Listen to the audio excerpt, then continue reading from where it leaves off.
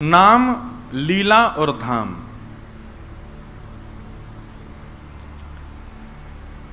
सबसे पहले व्यक्ति को धाम प्रदान करते हैं ठाकुर जी। जब किसी को कृपा करनी होती है किसी के ऊपर, तो उसको या तो जगन्नाथपुरी प्राप्त हो जाएगा या वृंदावन प्राप्त हो जाएगा। अच्छा, वृंदावन प्राप्त होना, जगन्नाथपुरी प्राप्त होना, इसका भी एक अर्थ है।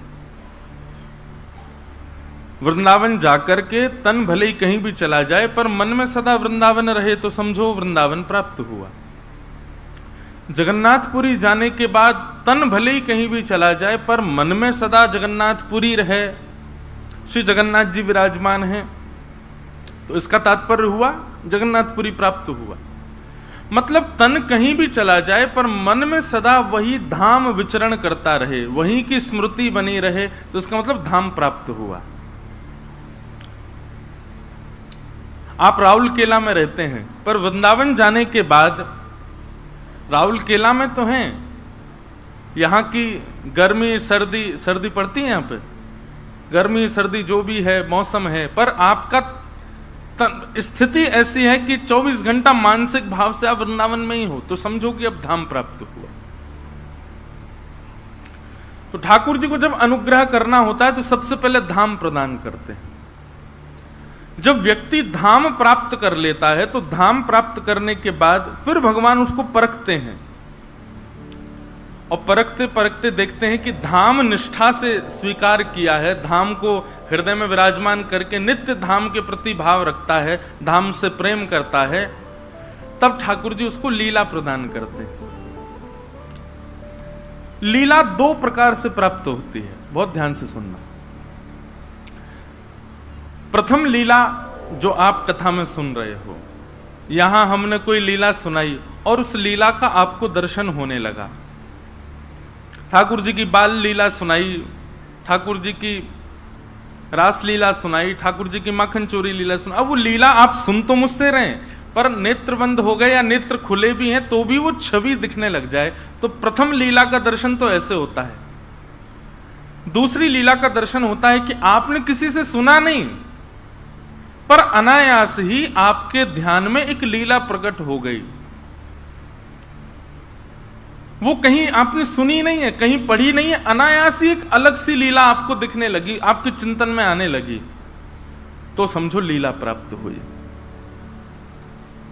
जैसे हम 3 घंटे के लिए कथा करने आते हैं, अपने ठाकुर जी को एकांत कमरा में छोड़ के आते हैं, तो मन में लीला क्या चलती है कि ठाकुर जी अकेले नहीं हैं। जैसे ही हम कमरा से बाहर आ जाते हैं तो ठाकुर जी के सब ग्वाल बाल आ जाते होंगे, ठाकुर जी के सब बढ़िया सखा मंडली वहां एकत्रित हो जाती होगी। जिनके घर पे हम रुके हैं उनका ऊपर वाला जो फ्लोर है उसमें सब खोल खोल के देख रहे होंगे ठाकुर जी क्या क्या रखा है, यहाँ पे इसने फ्रिज में क्या रखा है। मधुमंगल श्री रामा ऊधम मचा रहे होंगे, लटक रहे होंगे, कभी पंखा से लटक जाए, कभी एसी चला देते होंगे, अरे लाला जाड़ो लग आयो कंबल दे तो ऐसे अब ये लीला का चिंतन आया, इसका मतलब क्या है, लीला प्राप्त हो गई। कल क्या हुआ कि जहां हमारे ठाकुर जी विराज रहे हैं वहां हमारे एक पंडित जी ने सिंहासन पर गैया बैठा दी ठाकुर जी के अगल बगल, और गैया मोर सब रहते हैं ठाकुर जी के संग खिलौने। तो उन्होंने क्या किया, जहां श्री लाल जी बैठे वहीं सिंहासन पर ही ठाकुर जी के दोनों तरफ गैया बैठा दी। तो हमने इनसे कहा, मैंने सुनो गैया नीचे धर दे यार, ऊपर ही गोबर कर देगी लाला के सिंहासन पे तो संग में एक आए हैं हमारे भैया, वो मुझे देख करके वाह भाई ये क्या बात, वो कैसे गोबर कर देगी। मैंने कहा यही तो लीला है, यही तो भाव है। जगन्नाथपुरी गए थे तो भुवनेश्वर के एक वैष्णव ने पूरा प्रसादी बना करके ठाकुर जी की भिजवा दी। ठाकुर जी का भोग लग गया, एक समय का आनंद हो गया।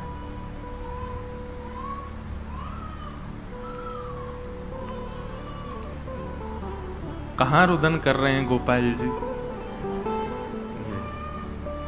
इनको ठाकुर जी रुला रहे हैं, बोले मेरो भेद खोल लो देख जय हो। शांत हो गए, बैठ जाओ भैया बैठ जाओ। घुमा लाओ, बाहर घुमा लाओ। जय श्री जगन्नाथ महाप्रभु की। तो वैष्णव ने भुवनेश्वर के ने प्रसाद बना करके दिया, ठाकुर जी का भोग लग गया। ठाकुर जी का भोग लगने के बाद अब शाम का समय आया, तो शाम को वहां के जगन्नाथपुरी के 2-4 बालक कोई रसगुल्ला लाए, कोई पेड़ा लाए, कुछ सामग्री नई बिल्कुल तैयार करके लाए। मन में भाव आया कि कभी कभी ठाकुर जी का भोग, वैसे तो रसोई साथ में चलती है, लेकिन कई बार ऐसे एक दिन के अवकाश पर कहीं जाते हैं तो व्यवस्था वैष्णवों से कहते हैं अपने अपने घर व्यवस्था करो, ठाकुर जी पाएंगे। हमारी तो एक और बात बताएं, एक बार हम ट्रेन से कहीं जा रहे थे, छत्तीसगढ़ से और कहीं बिहार जा रहा था, तो बीच में पड़ा राउल केला। तो राउल केला के वैष्णव इतना 56 भोग बना के लाए, फिर लाल जी को ट्रेन में 56 भोग पवाया हमने खूब प्रेम से। तो ऐसे जहां जहां परिचित स्टेशन आते हैं, कभी ट्रेन से जाते हैं तो वहां के लोगों को बोल देते हैं तैयारी रखना, ठाकुर जी आ रहे हैं, प्रसाद पाएंगे। वो बढ़िया आनंद से बनाते हैं। पर कई बार ठाकुर जी का भोग नहीं बन पाता, या फिर वैष्णव जो बना के लाए वो तो बेचारे भाव से बनाते हैं। कई परिवार ऐसे होते हैं वो ज्यादा शुद्ध नहीं होते। ऐसी स्थिति में ठाकुर जी क्या करते होंगे, ये प्रश्न मेरे ही चित्त में आया। तो अपने आप लीला प्रकट हो गई। लीला क्या प्रकट हुई कि ठाकुर जी संग इतनी गैया रहती हैं, कोई कथन निकाल के और ठाकुर जी दूध पी लेते होंगे जब भूख लगती होगी। एक नेपाल में मेरी कथा थी, तो नेपाल के एक पंडित जी वो अपने शालिग्राम जी लेके चलते थे छोटी सी एक झोली में, और कुशा होती है ना, वो कुशा से उन्होंने चांदी की गैया के गले में एक रस्सी बांध रखी थी, और वो कुशा ठाकुर जी के नीचे आसन उस कुशा का बना रखा था, उसी कुशा की रस्सी गैया ने बांध रखी गले में। तो मैंने उनके ठाकुर जी देखे, मैंने कि आपने गैया संग में रखी है, पर गैया बांध क्यों रखी है? ठाकुर जी थे। बोले हम तो फक्कड़ आदमी, हमारा कहीं भोग लगे नहीं लगे, कुछ हो नहीं हो, इसलिए हमने एक ठाकुर जी गैया खरीद के दे दी है, जब आपको मन करे इसी का दूध पी लिया करो नीचे मुख लगा करके। और बोले गैया कहीं भाग नहीं जाए तो या हमारे हमने बांध रखी है। और बोले हमारे यहाँ एक बात और है। मैंने कि क्या? बोले ठाकुर जी का भोग तो हम नहीं लगा पाते, पर कहीं कहीं घास मिल जाती है तो गैया को जरूर खवा देते हैं, भीतर घास रख देते हैं, गैया के दूध बनता रहेगा, लाल जी पीते रहेंगे। तो ये भाव की बात है, ये लीला की बात है। ठाकुर जी जिस पर अनुग्रह करते हैं ना, वो अपने आप लीलाओं का चिंतन कर लेता है, उसको अपने आप ठाकुर जी के प्रति ये भाव दिख जाते हैं, ऐसी ऐसी लीला हुई होगी, ऐसा ऐसा कुछ हुआ होगा। तो ठाकुर जी जिस पर अनुग्रह करते हैं, सबसे पहले उसको अपना धाम प्रदान करते हैं। ठाकुर जी किसी पर अनुग्रह करते हैं तो धाम जब पुष्ट हो जाता है चित्त में, तब ठाकुर जी लीला प्रदान करते हैं। जिसके चित्त में कभी लीला ही प्रकट नहीं होती, अभी और भजन करे वो, ठाकुर जी को माला पहनाई जावे, ठाकुर जी को कुछ भी अर्पण कराया जाए, ठाकुर जी के वस्त्र कैसे क्या, कहीं ना कहीं कुछ ना कुछ लीला का अनुभव आपको नित्य होना चाहिए। आज ऐसी लीला लग रही है ठाकुर जी की। जैसे हमारे श्रीनाथ जी रात में 2 माल पहन करके सोते हैं गले में, केवल 2 माला, वो भी मोतीन की पतली माला। पूरा श्रृंगार उतार देते हैं, हल्का श्रृंगार करके सोते हैं। तो 2 माल का भाव क्या है? तो 2 माल के प्रति लीला प्रकट होती है। यदि कुंज में दर्शन कर रहे हो तो कुंज, निकुंज, निवृत्त निकुंज, 3 कुंज होती हैं। कुंज में ग्वाल बाल, नंद बाबा, यशोदा मैया, सब ब्रजवासी सब हैं ठाकुर जी के साथ। पर जैसे निकुंज में चले जाते हैं तो निकुंज में केवल सखियां, किशोरी जी और ठाकुर जी। निवृत्त निकुंज में केवल ठाकुर जी और किशोरी जी और कोई नहीं। तो जब ठाकुर जी के गले में 2 माल दिखती हैं रात में, तो कुंज का यदि दर्शन करो तो कुंज में ऐसा भाव आता है कि ठाकुर जी यशोदा मैया के पास सो रहे हैं, और यशोदा, एक हाथ यशोदा मैया को, दूसरा हाथ नंद बाबा को, गले में 2 माल। लाला बीच में सो रहे हैं, दोनों तरफ मैया बाबा सो रहे हैं, लाला को ऐसे अंक में भर के सो रहे हैं। निकुंज की लीला में जाते हैं तो वही दो माल जो है वो किशोरी जी के हस्त हैं। मानो किशोरी जी ठाकुर जी के अंग पर अपने दोनों हस्त कमल धारण करके शयन मुद्रा में जा रही हैं। हमारे नाथद्वार के भाव में तो पाग, श्रृंगार, नूपुर, हर स्थिति में कोई ना कोई सखा प्रदत्त होता है। तो लीला, महाप्रभु जगन्नाथ जी की लीलाएं भी देखो। दुनिया के सारे ठाकुर दिन में श्रृंगार करते हैं, पर जगन्नाथ महाप्रभु रात्रि में पुष्प श्रृंगार करते हैं, सोते समय फूलों की श्रृंगार करते हैं। वृंदावन के या पूरे भारतवर्ष के जितने भी कृष्ण मंदिर हैं, सब जगह पुष्प सुबेरे धारण होता है। महाप्रभु जी का भी सुबह धारण होता है, परंतु विशेष प्रकार के पुष्पों का श्रृंगार ठाकुर महाप्रभु जगन्नाथ जी का रात्रि में होता है। उसके पीछे लीला क्या है? बोले लीला ये है कि जैसे ही कपाट बंद होते हैं, श्री जगन्नाथ महाप्रभु उस दिन वृंदावन चले जाते हैं। तो वृंदावन ठाकुर जी रास करने जा रहे हैं, तो रास में जाएं तो सज धज के जाएं, इसलिए श्रृंगार होता है ठाकुर जी का। लीला। तो ठाकुर जी जिस पर अनुग्रह करते हैं उसको धाम प्रदान करते हैं, और जब धाम पुष्ट हो जाता है तब ठाकुर जी उसको लीला प्रदान करते हैं। और जब लीला पुष्ट होने लग जाती है तब ठाकुर जी नाम प्रदान करते हैं। नाम जप ही उसका सर्वधन बन जाता है। सबकी रुचि नहीं बन पाती नाम जप में, बहुत कम लोगों की रुचि होती है नाम जप में। और नाम जप कोई करना प्रारंभ भी कर दे तो उसका मन लगेगा उसमें, यह भी गारंटी नहीं है। नाम में मन लगना यह भी ठाकुर जी का अनुग्रह होता है, तभी हो पाता है। नहीं तो नाम व्यक्ति केवल फेर लेता है, माला पूरी करने पर लगा रहता, कब पूरी हो मैं नेत्र से लगाऊं जाऊं, तब तक समझो आप नाम कर ही नहीं रहे हो। रात भर नींद ना आवे कि कल सुबह हो के स्नान करे और मैं नाम जपने बैठूं, तब समझो कि अब नाम की कृपा हो रही है। नाम जप पूर्ण होने पर, माला पूर्ण होने पर मन में ऐसा हो, ओहो अब नाम पूरा हो गया, अब मुझे उठना पड़ेगा, तब समझो नाम की कृपा हुई है। नाम जप करते करते करते सुमेरु आ जाए, और सुमेरु आते ही मन हो कि एक माला और कर लें, तब समझो ना। ये नामापराध में बताया गया है कि एक नाम अपराध कहलाया जाता है। 10 नामापराध बताए गए हैं, उनमें एक अपराध बताया गया कि जितना आज नाम जप किया कल भी उतना ही किया, तो ये नामापराध है। आज जितना किया कल उससे दुगना होना चाहिए। और दुगना कोई ऐसा नहीं कि महाराज जी ने कहा है इसलिए दुगना करना, आप मन से भाव से उसको पूर्ण करो। तो नाम, लीला और धाम, जब ये तीनों पुष्ट होते हैं तब रूप प्राप्त होता है, तब ठाकुर जी का दर्शन प्राप्त होता है। हम लोग चाहते हैं ना धाम मिले, ना लीला मिले, ना रूप मिले, बस हमारी जरा सी भक्ति से ठाकुर जी का दर्शन मिल जाए। नाम, लीला और धाम, इन तीनों को जब आप अपने चित्त में पुष्ट करेंगे, इन तीनों को जब आप श्रेष्ठ बनाएंगे, और ये तीनों कड़ी से मिले हुए हैं, सबसे पहले धाम, उसके बाद लीला, उसके बाद नाम। कई कई जगह ऐसा होता है कि नाम पहले प्रारंभ कर दिया जाता है। नाम पहले प्रारंभ मत करो, पहले लीला सुनकर के धाम में जाकर के विश्वास प्रकट करो ठाकुर जी के प्रति। लीला सुनकर के उनको पहचानो, तब नाम जप प्रारंभ करो। नाम तो अंतिम अवधि है, और जब तीनों पुष्ट हो जाएंगे तब क्या प्राप्त होगा? रूप, ठाकुर जी का दर्शन। अच्छा एक बात कहें, ठाकुर जी का दर्शन कैसा होना चाहिए? अनुभव दर्शन की अभिलाषा रखो, प्रत्यक्ष दर्शन की अभिलाषा मत रखो। बहुत ध्यान से सुनिएगा।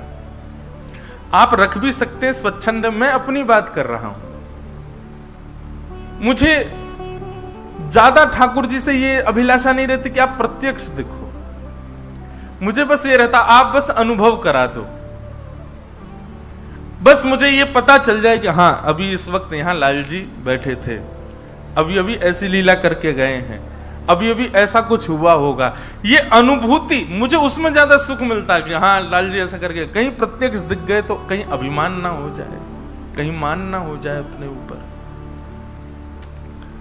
अनुभव दर्शन, नाम, लीला, धाम, रूप, ये 4 है। तो सबसे पहले धाम, फिर लीला, फिर नाम और अंत में रूप। ये ठाकुर जी के अनुग्रह से प्राप्त होता है। तो हमने ना जाने कितने पुण्य किए होंगे ठाकुर जी पूर्व में, उसी पुण्य का प्रताप है कि हमको कथा प्राप्त हो रही है और कथा के प्रति हमारी रुचि बढ़ रही है, लीला के प्रति हमारी रुचि बढ़ रही है। ठाकुर जी का बहुत बड़ा अनुग्रह है हमारे ऊपर। आइए, कल हमने महात्म्य सुना, आज प्रथम स्कंद से चर्चा प्रारंभ करते हैं और भगवत चर्चा में प्रवेश करते हैं। जन्माद्यस्य यतोऽन्वयादितरतः चार्थे स्वविज्ञस्वराट् तेने ब्रह्महृदाय आदिकवये मुह्यन्ति यत्सूरयः तेजो वारिमृदां यथा विनिमयो यत्र त्रिशर्गो मृषा धाम्ना स्वेन सदा निरस्तकुहकं सत्यं परं धीमहि। श्रीमद् भागवत जी का प्रथम श्लोक। जन्माद्यस्य यतोऽन्वयादितरतः। श्रीमद् भागवत जी का प्रथम श्लोक प्रारंभ होता है, जो जन्म और मृत्यु के बंधन से सर्वथा परे है। देखो भगवान कौन है? कर्तुम अकर्तुम अन्यथा कर्तुम समर्थ ईश्वर है। बहुत ध्यान से सुनिएगा, वो ईश्वर हैं, उनको जन्म लेना आवश्यक नहीं है, पर वो फिर भी जन्म लेते हैं। और जन्म कोई ऐसा नहीं लेते कि ठाकुर जी ज्योति रूप में प्रकट हो गए, 9 महीना मातृगर्भ में रहते हैं और फिर प्रकट होते हैं। लोग बात कहते हैं कि वो जब अजन्मा हैं तो उनको जन्म लेने की क्या आवश्यकता। सबसे ऊंची प्रेम सगाया, प्रेम के वश अर्जुन रथ हाँक्यो, भूल गए ठकुराई सबसे ऊंची प्रेम सगाया। प्रेम श्री जगन्नाथ जी को यदि बांधा जा सकता है ना, वैसे तो वो बंधेंगे नहीं कभी, लेकिन उनको बांधने का केवल एक तरीका है और वो है प्रेम।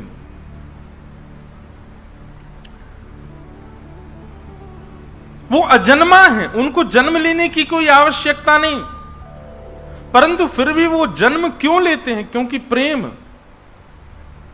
चाहे वो कौशल्या मैया का हो, चाहे वो यशोदा मैया का हो, चाहे देवकी मैया का हो, चाहे देवहूति माता का हो, चाहे अनसुईया माता का हो, ये सब माताओं के प्रेम के वश ठाकुर जी उनके गर्भ में 9 महीने रह करके जन्म लेते हैं।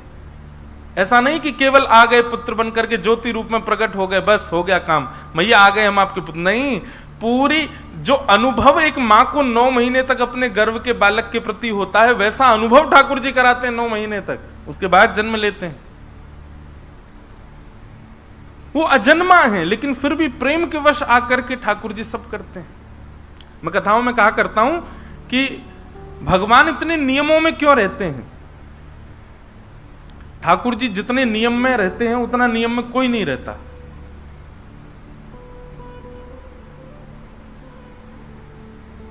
मंदिर का अगर नियम है कि 11 बजे 9:30 10 बजे ठाकुर जी सो जाएंगे तो सो ही जाएंगे, चाहे दुनिया में प्रलय आवे। ठाकुर जी का 8 बजे बाल भोग होगा तो होगा, ठाकुर जी का 12 बजे राजभोग होगा तो होगा। समय से खाना, समय से पीना, समय से सोना। और हमारे वृंदावन में तो विशेष ध्यान रखते हैं, जगन्नाथपुरी में नहीं रखते ध्यान। अभी जिस दिन में गया उस दिन जगन्नाथ भगवान सोए रात में 1:30 बजे, और कई बजे 2:30 भी बज जाता है ठाकुर जी को सोते सोते, और सुबह उठ जाते हैं 6:30 बजे। अभी मैं गया तो मैं उनसे बोला, पुजारी जी पंडित जी से, मैंने कि हमारे लाला को इतना काय को कष्ट कराए करो, मैंने कि रात में 2-2:30 बजे सुबह, सुबह 6:30 बजे उठाए दो। बोले महाप्रभु जी सोते थोड़े ही, वो तो वृंदावन जाते। मैंने फिर तो आपको और लंबे समय तक बंद रखना चाहिए मंदिर, वृंदावन से बेचारे भागते होंगे। बोले अरे मंदिर खोल दियो सबरेन ने, 6:30 बज के भागो यहाँ थे।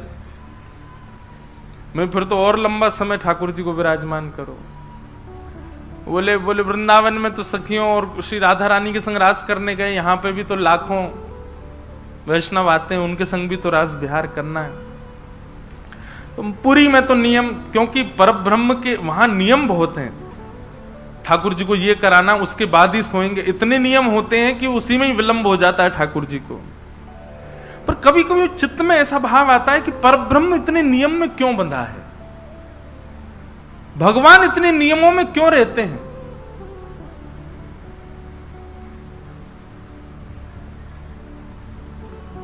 ठाकुर जी नियम में रह करके मुझे और आपको चैलेंज करते हैं कि तुम्हारे प्रेम में सामर्थ्य हो तो मेरा नियम तोड़वा के दिखाओ। ठाकुर जी नियम तोड़ने के लिए नियम में बैठते कि अगर तुम में सामर्थ्य है, तुम्हारी प्रेम लक्षणा भक्ति में इतनी शक्ति है, तोड़वा के दिखाओ हमारा नियम। हम इस नियम में हैं, हमको निकाल के दिखाओ यहां से। कितने भक्तों के लिए ठाकुर जी ने नियम तोड़ा। स्नान पूर्णिमा के दिन श्री जगन्नाथ जी गणपति रूप धारण करते हैं। गणपति भक्त था उसके लिए, क्योंकि उसका संकल्प था मैं गणेश जी के अलावा किसी को नहीं देखूंगा। उसके लिए श्री जगन्नाथ जी ने नियम तोड़ा और अन्य देव का रूप धारण कर लिया, गणपति रूप धारण कर लिया। सालबेग की भक्ति से प्रसन्न होकर के महाप्रभु जगन्नाथ जी का रथ जो लाखों लोग खींचते हैं रुक गया। जब तक सालबेग नहीं आएगा आगे नहीं बढ़ूंगा मैं। बलराम दास जी जैसे भक्त के लिए ठाकुर जी ने अपने रथ को रोक दिया और रथ के आगे लाखों लोग खड़े थे। ठाकुर जी ने समुद्र किनारे दूसरी रथ यात्रा कर ली, नियम तोड़ दिया। माधव दास भक्त के लिए ठाकुर जी जगन्नाथपुरी छोड़ करके वृंदावन चल दिए। आपको पता है श्री जगन्नाथ जी का एक स्वरूप वृंदावन में भी विराजमान है, जो जगन्नाथपुरी से ही गया हुआ है। एक हरिदास नाम के भक्त हुए वृंदावन में। इस स्वामी श्री हरिदास जी नहीं जिन्होंने बिहारी जी को प्रकट किया, एक अन्य हरिदास नाम के भक्त हुए। उनको महाप्रभु श्री जगन्नाथ जी ने स्वप्न में आकर के आज्ञा की कि हरिदास जी मोए वृंदावन की बड़ी याद आ रही है। हरिदास जी बोले तो आपको याद आ रही है तो आपके लिए क्या किया जाए बताओ। बोले अभी मेरा नवकलेवर होने वाला है जगन्नाथपुरी में। वैसे तो नियम है कि पूर्व का जो हमारा दारू स्वरूप है उसको भूमिगत कर दिया जाता है, नवीन स्वरूप विराजमान किया जाता है नवकलेवर में। आप एक काम कीजिए, जो नवकलेवर होगा तो पूर्व का जो स्वरूप है हमारा उसको आप लेकर के वृंदावन चले जाओ। हरिदास जी बोले जगन्नाथपुरी के लोग छोड़ देंगे मुझे? कहीं ऐसा नहीं हो कि महाराज चढ़मरे मुझ। बोले वो उसकी जिम्मेवारी हमारी है, तुम बस हमको ले आओ। स्वप्न में ठाकुर जी ने आज्ञा कर दी। हरिदास जी महाराज महीनों लगा करके तो पहुंचे जगन्नाथपुरी। नवकलेवर के समय के आसपास ही पहुंच पाए, साधन इतने थे नहीं। और जाकर के सीधे मंदिर में पुजारियों से उन्होंने कह दिया कि ठाकुर जी की आज्ञा है, नवकलेवर होने वाला है, तो नवकलेवर के समय ये जो पूर्व का स्वरूप होगा ये आप हमको दे देना, हम इसको वृंदावन ले जाएंगे। पुजारी हंसने लगे, बोला हाँ तुमको दे देंगे हम, इतने वर्षों से चली आई हमारी नियम सेवा, इसको छोड़ दें हम, तुमको दे देंगे। और तुमको ठाकुर जी ने स्वप्न दिया, हमको क्या प्रमाण है? तुम्हारे जैसे बहुत आते हैं ऐसे कहने वाले, चलो जाओ यहां से। हरिदास जी महाराज खूब कहते रहे लेकिन किसी ने उनकी बात नहीं मानी। दूर खड़े खड़े जगन्नाथ जी को देखने लगे। बोले मुझे कोई गरज नहीं थी आपको ले जाने की, आपकी आज्ञा थी इसीलिए मैं आया था। नहीं जाना तो बैठे रहो यहीं पर, मुझको क्या। लेकिन मंदिर से बाहर निकल करके मन में सोचने लगे कि एक आज्ञा हुई ठाकुर जी के जीवन में, वह भी मैं पूर्ण नहीं कर पाया, तो काय बात का भक्त। यहां तो मेरी बात कोई मानने वाला है नहीं। हरिदास जी महाराज समुद्र के किनारे चले गए, वहीं अनशन व्रत पर बैठ गए। बोले या तो जगन्नाथ जी को संग लेकर के वृंदावन जाऊंगा, नहीं तो इसी समुद्र में प्राण त्याग दूंगा अपने। 3-4 दिन बीत गए। बंधुओं, एक बात हमारी एक मानेंगे, आप लोग जगन्नाथपुरी जाते हैं ना, सबसे पहले समुद्र नारायण भगवान को प्रणाम किया करो जाते समय। क्यों? मैंने इतने भक्तों का चरित्र सुना, इतने भक्तों के मैंने चरित्र गाए हैं कथाओं में, मैंने अधिकतर देखा जो भक्त जगन्नाथ जी, जिस पर जगन्नाथ जी ने कृपा नहीं की ना, वो भक्त समुद्र किनारे जाके बैठा, और जैसे वो समुद्र किनारे जाके बैठा, जगन्नाथ जी ने उस पर कृपा कर दी। इसका मतलब क्या है? ये महोदधि सामान्य नहीं है, ठाकुर जी के ससुर जी हैं ना। जब समुद्र किनारे जाके हम बैठते हैं तो ससुर जी, वैसे ही दामाद जो होता है वो ससुर जी की आज्ञा पिता की नहीं मानेगा, ससुर की मान लेगा। पिताजी एक बार कहें, बेटा ऐसा करो, हाँ पिताजी सोचते, ससुर जी कहें बेटा ऐसा करो, जी जो आज्ञा। उसके पीछे कारण दूसरा भी है ना, नहीं मानूंगा तो बगल में बैठिए जे मुझे छोड़ेगी। मेरे पिताजी कह रहे हैं, मानते नहीं। और जगन्नाथ जी की तो बड़ी रोचक रोचक कथाएं हैं। जगन्नाथ महाप्रभु अपनी ध्वजा पर चंद्रमा और सूर्य दोनों को धारण रखते हैं। सूर्य को धारण करते हैं, ये बात तो समझ आती भाई, ध्वजा है, ध्वजा मतलब प्रकाश का द्योतक होता है, और उस पर सूर्य विराजमान रहे, चंद्रमा, और वो भी अर्ध चंद्रमा रहता है। क्यों? लक्ष्मी जी लड़ती रहती हैं भगवान से किसी ना किसी बात पे, तो जब भी लक्ष्मी जी लड़ती हुई आती हैं तो भगवान ऐसे बैठते हैं।